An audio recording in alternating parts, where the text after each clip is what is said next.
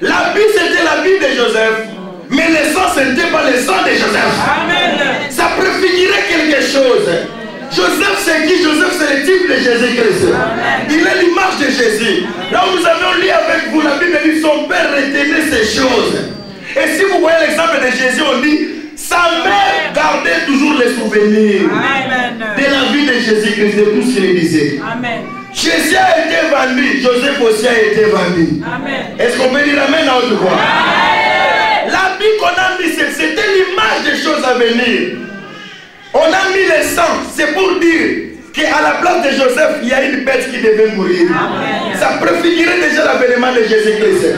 Il y a une personne qui est déjà morte pour toi. Amen. Il y a une personne qui a payé le prix pour toi. Amen. Il y a une personne qui a pris tes fardeaux. Amen. Il y a une personne qui a versé le sang pour tes péchés. Amen. Tu ne dois pas mourir. Quand les ennemis viendront pour te toucher, Jésus viendra à côté de toi. Il m'appartient. Il ne peut porter la main sur toi. Joseph s'est retrouvé en prison. Croyez que c'était la prison. Mais ce n'était pas n'importe quelle prison. Ce n'était pas n'importe quelle prison. Là où il y avait les prisonniers du roi, c'est là où Joseph s'est retrouvé. Amen. Joseph a vu des malheurs impossibles. Là où il est allé chercher le travail, la femme du patron a commencé à le convoiter.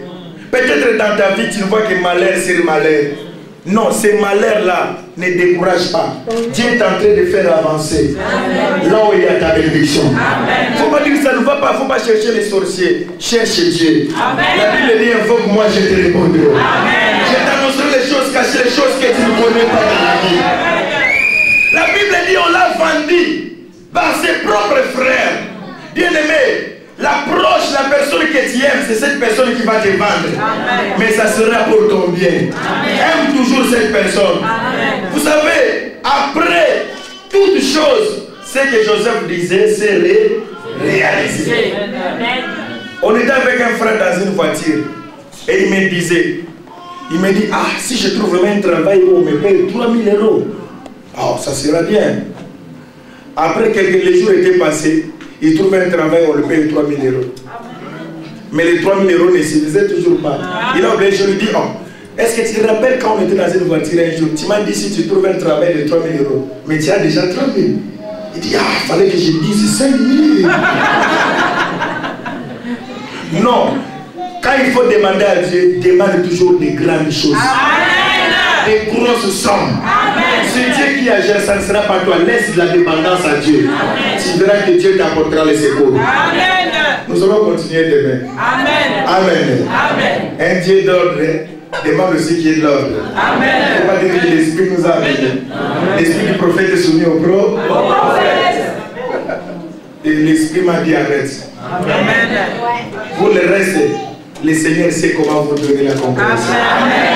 Mais la leçon que tu dois retenir, tant que Dieu est vivant, amen, il est mort et ressuscité, amen, toi aussi tu vas réussir. Amen. Amen. Amen. Nous allons nous tenir debout, que Dieu vous bénisse. Je laisse le micro au pasteur pour vous. On se tient debout, on acclame très fort la gloire de Dieu. N'ayez pas peur, on ne va pas voler cette histoire. Dépose sur ta chaise.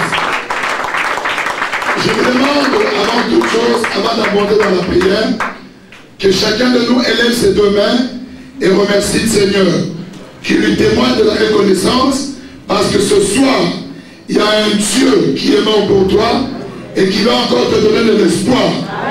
Que tous ensemble, nos mains levées, comme un seul homme, nos voix tournées vers le Seigneur, qu'on dise merci à Jésus pour sa parole. Prions. Merci Seigneur.